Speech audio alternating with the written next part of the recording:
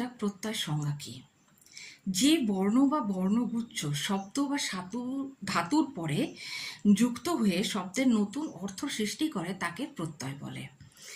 অর্থাৎ যে বর্ণ বা বর্ণগুচ্ছ শব্দ বা ধাতুর পরে যুক্ত হয়ে শব্দের নতুন অর্থ সৃষ্টি করে তাকে প্রত্যয় বলে। যেমন বৃথ যুক্ত সানজ, সানজ অর্থাৎ মান অর্থাৎ বর্তমান। বিধ যুক্ত সানজ, সানজের সবসময় বাংলাটা কি দাঁড়ায়? মান, অর্থাৎ সানজ অলওয়েজ মান হবে, এটা আমাদের মনে রাখতে হবে। যজ যুক্ত সানজ যজমান, বিদ যুক্ত সানজ বিদ্যমান, সম যুক্ত চর যুক্ত সানজ সঞ্চারমান। প্রত্যয় শ্রেণী বিভাগ কি কি?